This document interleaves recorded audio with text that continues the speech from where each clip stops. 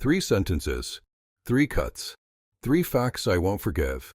I'm George Miller, 70 this July. 50 years married to Linda, the only person who's ever shown up for me without being reminded, bribed, or begged. I live in a salt-bleached house outside Wilmington, North Carolina, where the air tastes like warm pennies and ocean spray. The porch boards creak like old knees. The flag out front snaps when the coastal wind gets an attitude. That morning I pressed a fresh shirt, lined up the good plates, and set the camera on a tripod for family photos that never happened. Today's special, I'd told the kids a dozen times. Texts, calls, hints so obvious a traffic cone could read them. I pictured my son, Mark, carrying in a pie with the box still steaming. My daughter, Emily, rolling her eyes, but hugging me hard anyway. The grandkids sprinting down the hallway, their small feet drumming out a song I know by heart. The phone sat on the counter, bright and dumb, buzzless, silent. I checked the ringer twice. Then I checked my pulse, because apparently I was the only thing in the kitchen still alive. Linda poured coffee and gave me that soft look, the one that says I see you, even when nobody else does. Maybe they're stuck in traffic, she offered. Her voice is sunlight through blinds, thin and warm, hopeful against my better judgment. Maybe, I said. My smile felt like a splinter under the skin. Noon slid past in humid inches. The roast rested, then cooled, then waited like a trained dog no one bothered to call. The loons sagged into sleepy comas. Outside, the cicadas rattled their same old sermon about patience. Inside, the clock on the mantel clicked like a metronome for disappointment. At 4, I made the mistake of opening social media. There they were. All of them.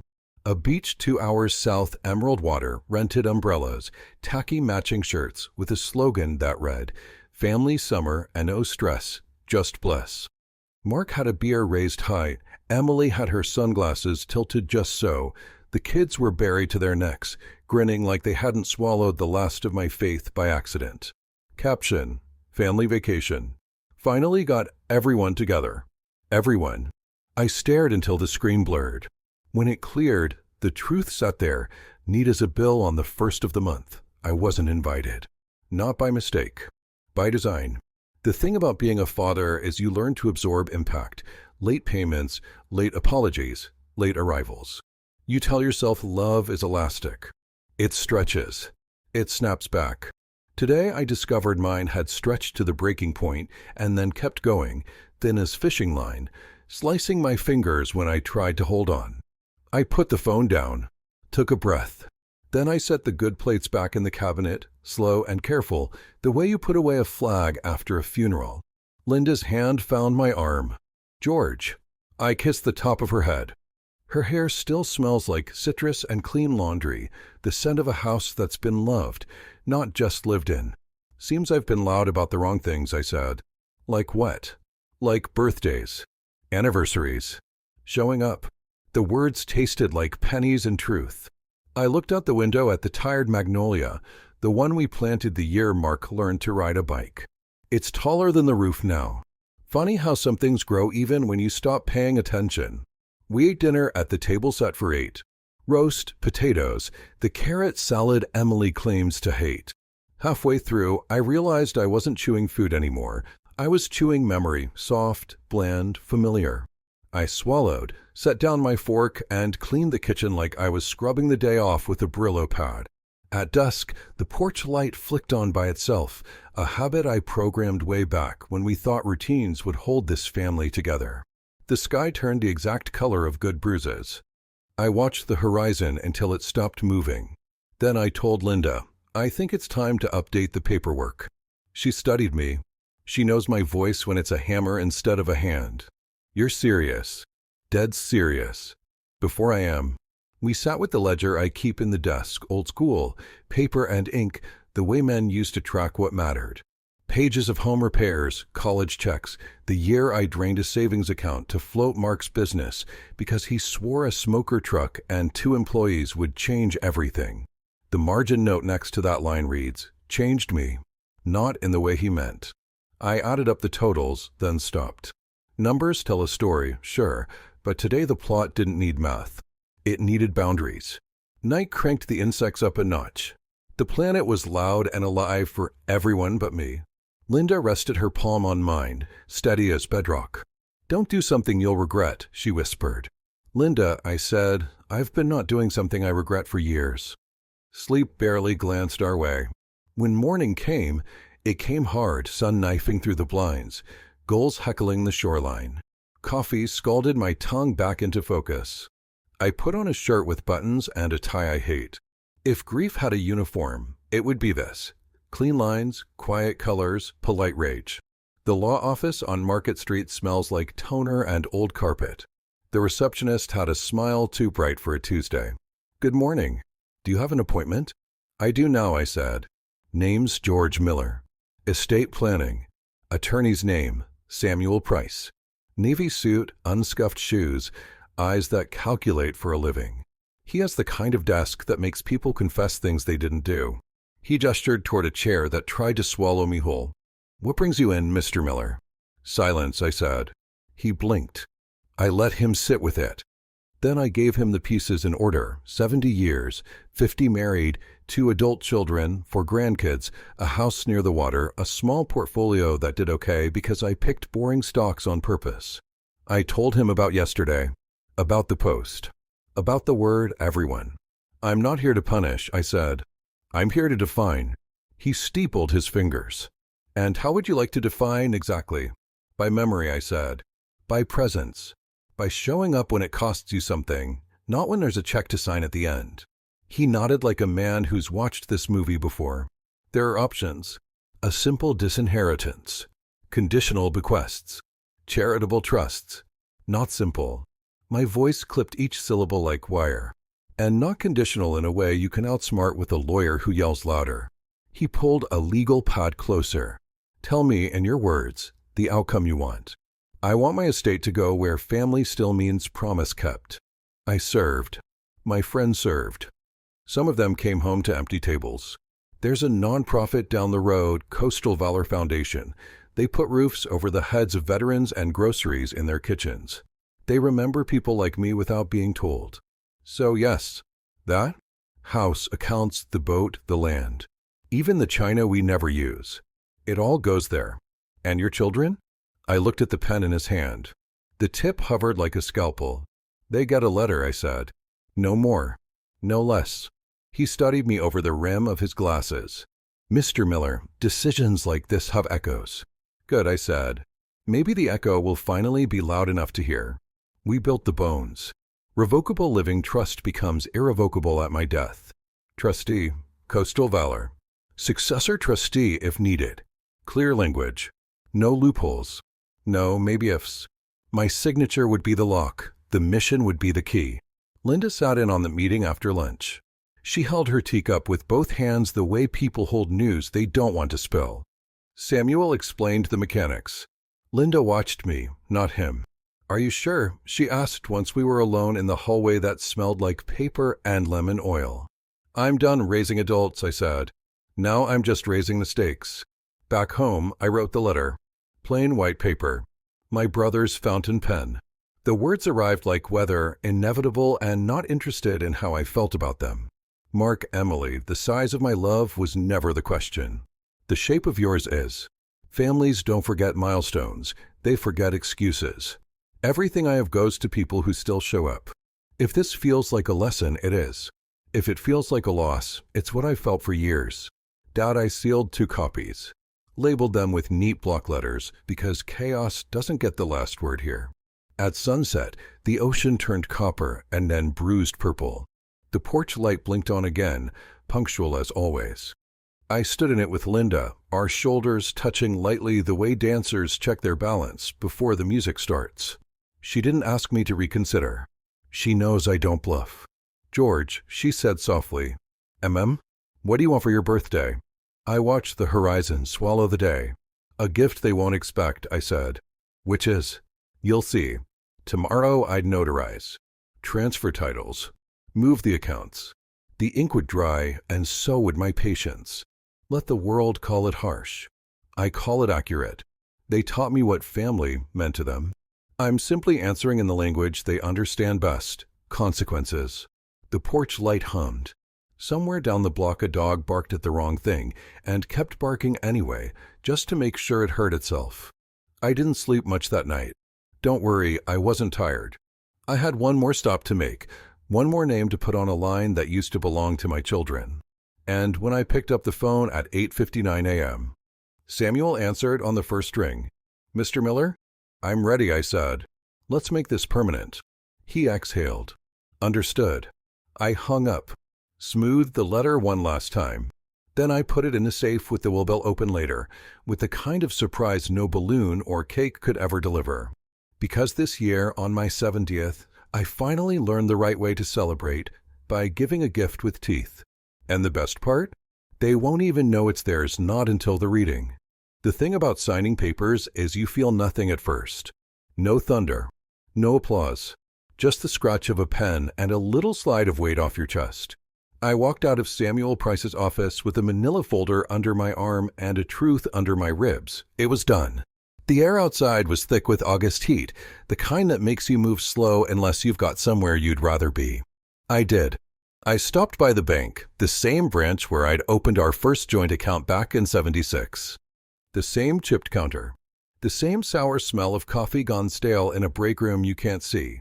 A new teller, young enough to think 50 years means a prison sentence, smiled too wide and asked for my ID.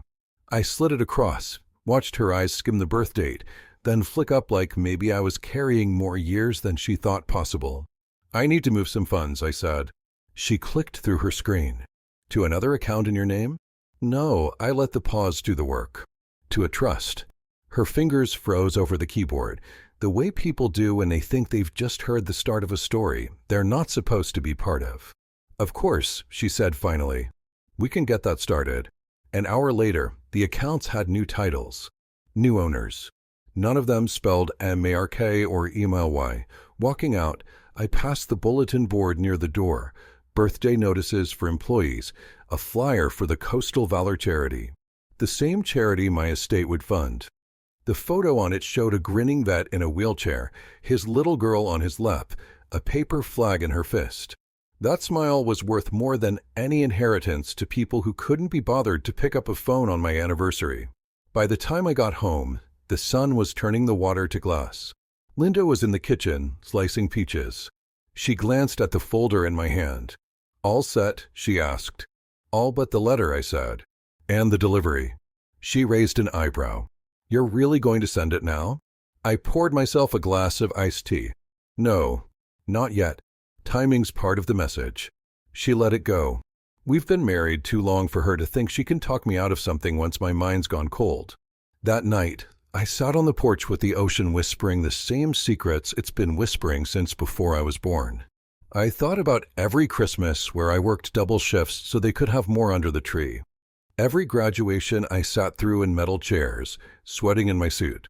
Every time I swallowed my pride because family was supposed to matter more than my ego. Funny thing about pride, once you give it away, it doesn't always come back. But tonight mine did. It sat beside me like an old friend, tapping its foot, asking, "What's next?" What's next was insurance. The life policy I'd kept up all these years, premiums paid like clockwork. I'd almost canceled it once the kids were grown, but something told me to keep it. Now I knew why. The next morning, I drove to the insurance office, where the carpet smelled like dust and desperation. The agent, a man in his 40s with too much gel in his hair, greeted me with a handshake that felt like he'd read a book about handshakes, but never met a real person. "Mr. Miller, how can we help you today?" "Change of beneficiaries," I said. No warm-up. He flipped open a form, clicked his pen. "All right, and you'd like to?" "Remove Mark Miller. Remove Emily Grant. Replace with Coastal Valor Foundation." He hesitated just long enough for me to notice. "That's quite a change." I met his eyes. So was yesterday. When I left, the sky was the color of unpolished steel. A storm was coming in off the water, and for once I was looking forward to it. The thing about storms is they clean house. They take what's weak, what's been neglected, and they rip it loose. That's exactly what I plan to do next. 2 weeks after the insurance switch, Mark called. First time in months. I didn't answer. I let the machine take it. The old one Linda refuses to replace because she says the voice quality is warmer. Hey, Dad, just checking in, Mark's voice said. Too fast, like someone cramming for a test they forgot about. Emily and I were talking about maybe, I don't know, planning something for the holidays. Give me a call. The holidays. Right. He'd skipped the last two, but now suddenly he's penciling me in? I hit save on the message, not because I wanted to hear it again, but because patterns matter. Paper trails matter. That night, over dinner, Linda caught me smiling into my soup. What's so funny? Mark's timing. She didn't ask. She didn't have to. The next weekend, I ran into Emily at the farmer's market. She was leaning over a stall of overpriced heirloom tomatoes, sunglasses big enough to hide a small nation. Oh, Dad, she said, startled like she'd seen a ghost she owed money to. I was just telling Mark we should invite you to. Her phone buzzed. She glanced down, frowned, and stepped away to answer. I heard enough to know it wasn't a wrong number. Yeah, but if we don't get the house when they're gone, the taxes alone, she spotted me watching and pivoted. Gotta go, talk later. I didn't say a word, just nodded like a man who'd already written the ending. That's the thing, they'd forgotten I know how to listen. Years on the docks taught me that. Men with real power don't talk louder, they talk less. And they let everyone else talk themselves into a corner. That afternoon, I drove by Mark's place.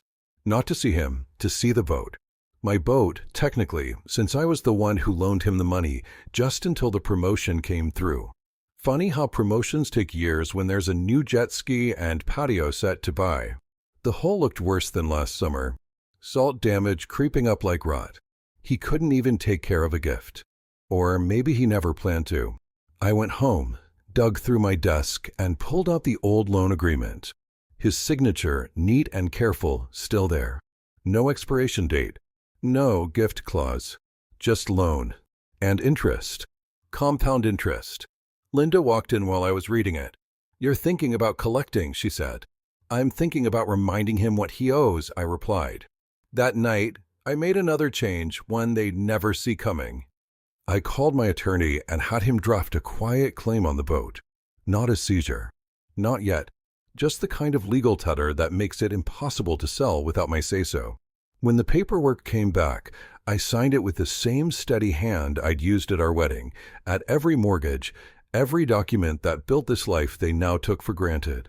The tide was shifting, and the next call I got from either of them wouldn't be about the holidays. It would be about something they didn't know they'd already lost. The call came on a Tuesday morning, just after I'd finished my coffee. I saw Mark's name on the screen and let it ring twice before answering. Dad, hey, quick question, he started, voice tight. Do you know anything about, some legal hold on the boat? I let it beat pass. Legal hold? Yeah, the marina called. Said they got paperwork from the county. I can't sell it. Or even move it. Something about, your name on the title? Oh, I said, as if I just remembered leaving milk on the counter. Yeah, that's mine. Silence. The kind you can hear the weight of. You can't just I can. And I did. Loan agreements work like that. You remember the loan, right? That was years ago. You said I'd help you out. I never said it was a gift. And you've been paying me back. Oh wait, you haven't. His breath came short and sharp. So what, this is payback? Just business, I said. You taught me that, remember? Always look out for yourself. He tried to switch gears. Dad, it's not a good time. We were planning to sell it, pay off some other stuff. Then you should have thought about that before taking a family vacation instead of showing up for your parents' anniversary. The silence stretched again. This time, I let it hang until he muttered something about calling me later and hung up. 2 hours later, Emily called. She didn't bother with pleasantries. What are you trying to do to us? She demanded. Protect my investments, I said, from people who don't seem to value them. Dad, this isn't fair. Neither is sitting alone on your 50th anniversary because your kids had better things to do. I heard her inhale, ready to fight, but she stopped. Maybe because deep down, she knew I was right. After that day, the air changed. No more casual calls. No more just checking in. They knew I wasn't playing the doting father anymore. I was something else now, a variable they couldn't control. And the best part? They didn't even know this was only the first piece I'd moved. The rest of the board was still mine. By Thursday, the panic was showing. I saw it in the way Mark's text messages switched from short demands to over-friendly pleasantries. "Hey, Dad, how's the weather out your way? Just thinking about you." That one made me laugh out loud. The last time he'd just thought about me was when he needed a cosigner. Then Emily called, voice dripping with false calm. "Dad, listen. I know you're upset, but freezing the boat? That hurts all of us. Maybe we can meet halfway." Halfway. I'd been walking 90% of the way toward them for decades. They never once stepped my direction. "I'm listening," I said. "Well, maybe you could release the title. We'll pay you back from the sale. And we'll, make it up to you." "Make it up how?" "Dinner. A trip. Whatever you want." I almost told her what I really wanted, a time machine to erase every moment I'd let them take me for granted. Instead, I said, "That's not the currency I'm dealing in anymore." She went quiet. I could hear the soft hum of a refrigerator on her end, the faint tick of a wall clock. Those little sounds have a way of stretching a silence until it's unbearable. The truth was, the boat wasn't even my main move. It was just the match I'd struck to see how fast the fire would spread. While they scrambled to get that title back, I was already sitting in a quiet office with my attorney, sliding another stack of documents across his desk. This time, it was about the cabin up north. The one they all used for their friends' weekends and Instagram photo ops, while I stayed home mowing my own lawn.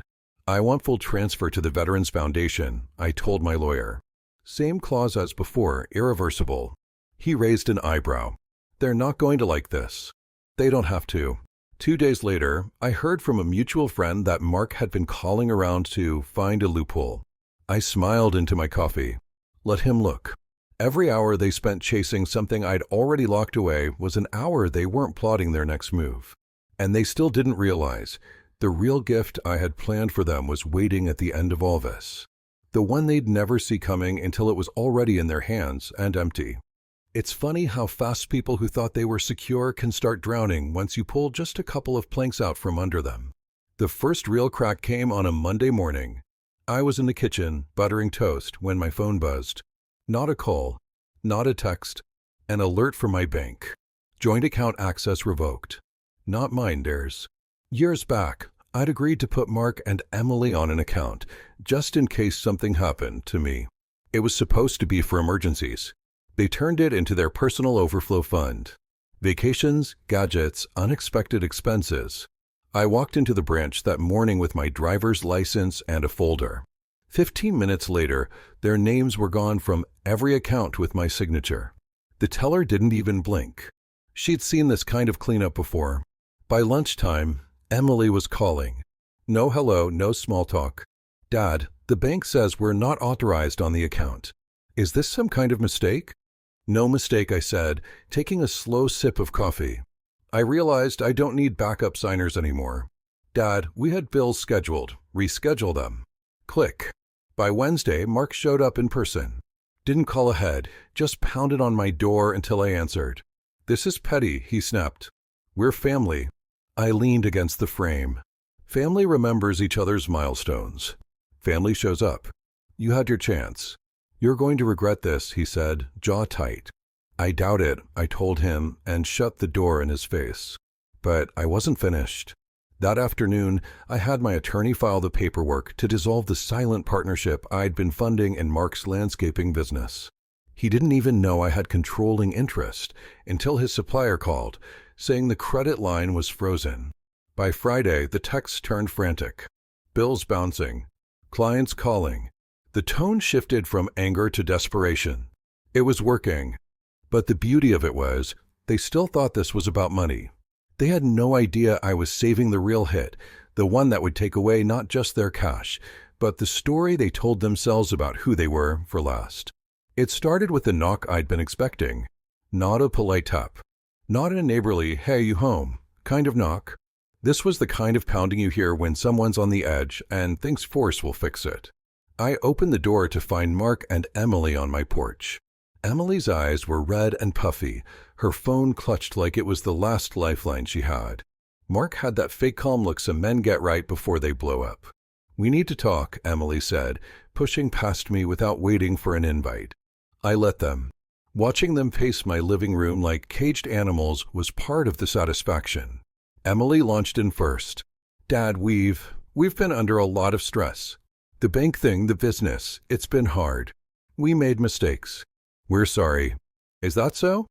I asked, leaning back in my chair. "And which mistake are we talking about? Missing my anniversary? Posting your family vacation online like it was nothing? Or just assuming I'd bankroll your lives forever?" Mark's jaw twitched. "You're blowing this out of proportion. You can't just cut your kids out over one bad day." I raised an eyebrow. "One bad day? Try years of small cuts. You just didn't notice the blood until it was your turn to bleed. That's when they showed their real hand." Emily slid a folder across the coffee table. Inside, printouts from some lawyer they'd clearly scraped together money to hire. It was an attempt to challenge my updated will, citing mental incompetence and undue influence. I actually laughed. "So now I'm senile? Cute." Mark leaned forward, his voice slow. "If this goes public, it's going to be ugly. Think about your reputation." "Oh, I have," I said, standing up. "And I've also thought about the part where I already recorded our last 3 conversations. The ones where you admitted you knew about the will and where you called me petty." Emily's face drained of color. "You recorded us?" "Every word," I said, walking to my desk. I pulled out a flash drive and set it on the table between us. "And if you keep pushing, the lawyer you hired will get a copy before he has a chance to bill you for another hour." They didn't take it. They just stared at it like it might burn them. "Get out," I said, my voice flat. "We're done here." Mark opened his mouth to speak, but Emily tugged at his arm. They walked out without looking back. I watched from the window as they got into their car. Emily's head was in her hands. Mark's fists gripped the steering wheel so tight I thought he might snap it. They weren't just losing money now. They were losing the illusion that they had any control over me. And the real gift? They still didn't know the final blow was coming, the one that would make sure their names disappeared from more than just my bank accounts. The funeral was quiet, just the way I'd asked for it. No grand speeches, no slideshow, no soft music to make people feel better about showing up out of obligation. I'd planned every detail months earlier, right down to the sealed envelopes waiting in the lawyer's office. One for each of them. They thought it would be a private reading, a somber moment to sort things out. They were wrong. When the day came, they walked into the conference room with that strained politeness people put on when they expect to get something. Emily wore black like she was auditioning for a sympathy award. Mark had a smug little half-smile, the kind of man who already spent money he didn't have. My attorney, Greg, was a man who didn't waste words. He looked at the stack of papers in front of him, then at my children. "Mr. Miller was very clear," Greg began. "He wanted this will read exactly as written. No edits, no summaries." He started from the top, the charity's full name, the detailed list of assets, every last account number. I could almost picture their faces as each line stripped away another thing they thought they'd get. When Greg finally reached the end, he slid the personal letters across the table. Emily grabbed hers like it might explain everything. She opened it, eyes scanning fast. It was only one sentence. "Real family remembers." Mark looked up from his own letter. Same sentence. Same neat, deliberate handwriting. The room was silent except for the sound of Emily's breathing, short, uneven. She tried to speak, but Greg cut her off. "There's one more request Mr. Miller made," he said, picking up a small remote. He pressed a button, and the wall-mounted TV flickered to life. It was a slideshow. Not of them. Not of vacations or holidays. But of every event they'd missed, every photo of me and Linda over the years, surrounded by friends, neighbors, even strangers, everyone except them. No narration. No music. Just images and the sound of their own guilt filling the space. When the screen went black, Greg stood. "That concludes the reading. The charity representatives will take possession of the assets this week. Thank you for coming." They didn't move right away. Just sat there, hollow-eyed, as if they'd only now realized the weight of what they've lost. And that was the real gift I'd left them, not the money, not the house, not the land, but the knowledge that they'd had their chance, and let it rot. The last line of my letter had said it all. Real family remembers.